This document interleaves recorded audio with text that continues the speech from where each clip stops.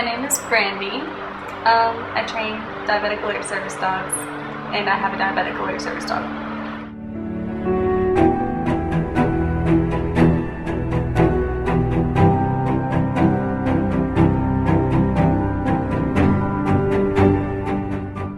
Life is really different with a service dog.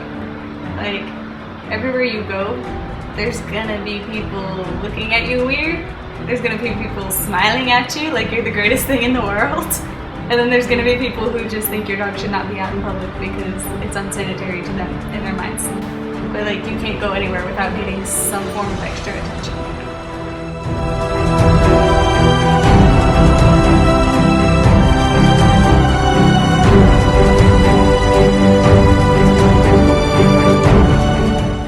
Mobility assistance dogs for people who have like physical limitations, like spinal cord injuries or if they're in a wheelchair or something.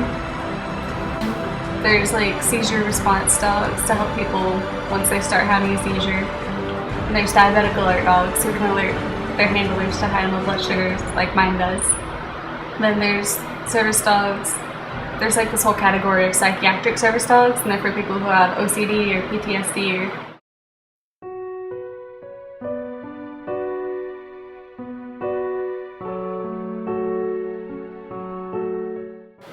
training a service dog, it can be really, really exhausting.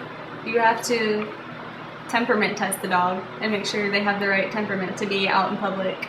And there's not going to be any chance of them biting anybody, even when someone runs up to them and pets them, or when little kids come up and grab their tail and pull it. After you find the dog with the right temperament, you have to do a lot of obedience training around in the kennels or in the house or wherever. And then once they get it good there, you have to do public access training, which is teaching them how to behave out in public. And then you teach them task training, which is whatever task they're going to be trained to do to help their handler.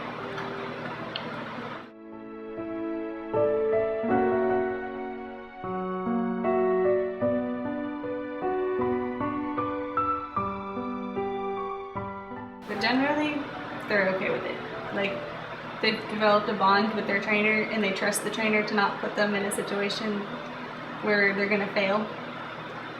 Like Shanti's first time in public, she did really good. Like, it was like she'd done it a million times.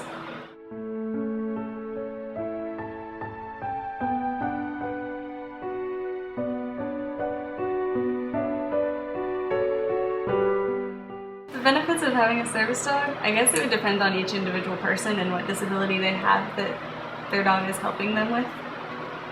Like for me, my dog is pretty much keeping me alive by keeping me from my blood sugar going too low and passing out.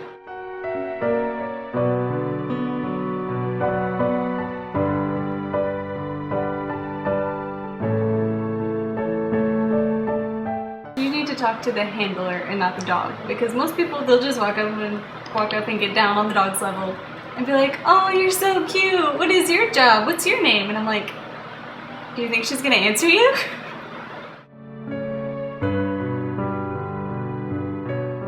It's very different because I have a service dog and a regular dog, so I've been able to like compare the two side by side for a few years now.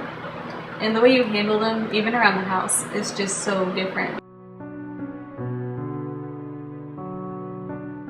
To teach the service dogs extra things, like if you leave food on a coffee table right where she can get it, she has to know not to touch it. Whereas the pet dogs, 9 times out of 10, they don't know how to do that. And you have to teach her not to beg, because if she starts begging, then she'll start doing it in restaurants and out in public, and that's just inappropriate behavior. And you have to constantly keep up with her training.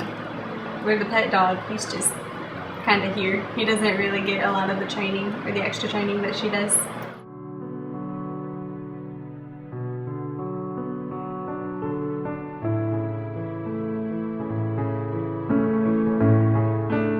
Depends on who's training the dog, actually, because some people, they train a specific alert for the dog to do, but I don't do that. Like, I let Shanti pick how she wanted to alert, because that kind of keeps her thinking. Like, if what she picked jumping on me, and if she jumps on me and it doesn't work, then she'll keep thinking and doing other things to get my attention to alert me.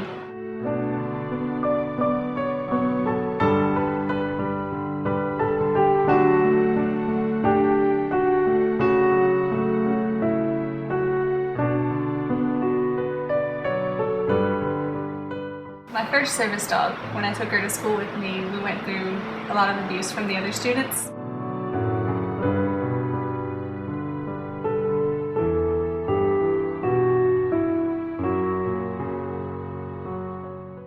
And she kind of became aggressive towards strangers, just wanting to protect me. And so I had to rehome her, and I couldn't afford to get another service dog because I'd had to go all the way out to Oklahoma to get her. And I'd gotten a scholarship to get her for free, but I still had to pay like $2,000 to go fly out to Oklahoma, stay a week to train with her, and then fly home with her. And I couldn't do that all over again. So her trainer actually taught me how to train my own diabetic alert dog.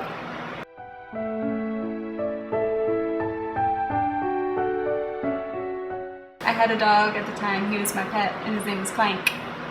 And so I started training him to be my next service dog.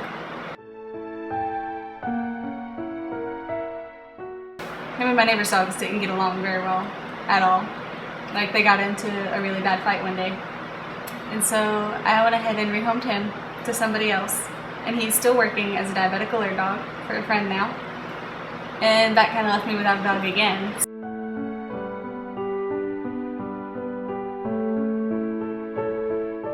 So I found a German Shepherd who was about a year old in a shelter about an hour away from home. So I went and I picked her up, and like the very first time I met her, she actually alerted me. I started training her to be my service dog, and she's my service dog now.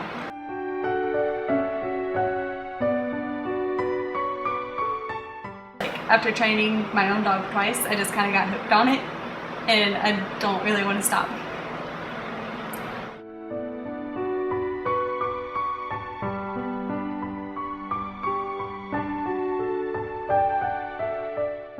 Watching the dog and the owner interact with each other and seeing how much the dog is able to help the owner.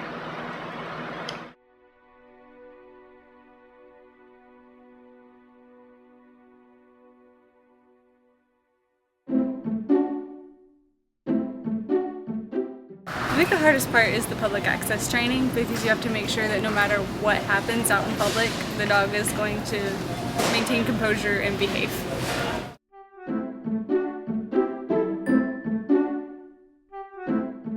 There are definitely certain breeds that are a lot easier to work with. Like if you take a Husky and a German Shepherd, the German Shepherd's usually going to be the easier one to train.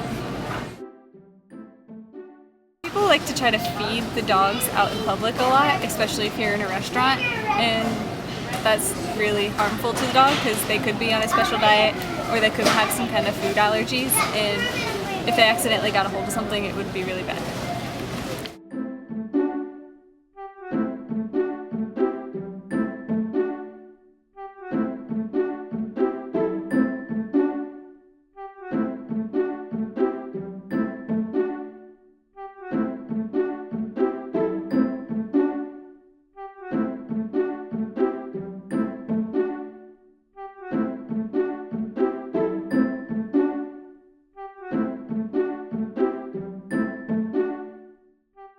Type 1 diabetes is like where your pancreas just doesn't make any insulin at all, and so you have to compensate with the carbs you eat with insulin taken via insulin pump or shot.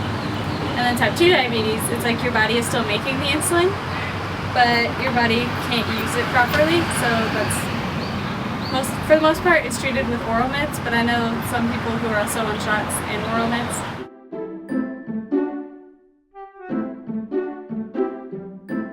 I don't know what's a challenge anymore. It's been almost 10 years. I don't know what normal is anymore. I think I check my blood sugar on average somewhere between 5 and 10 times a day, sometimes more.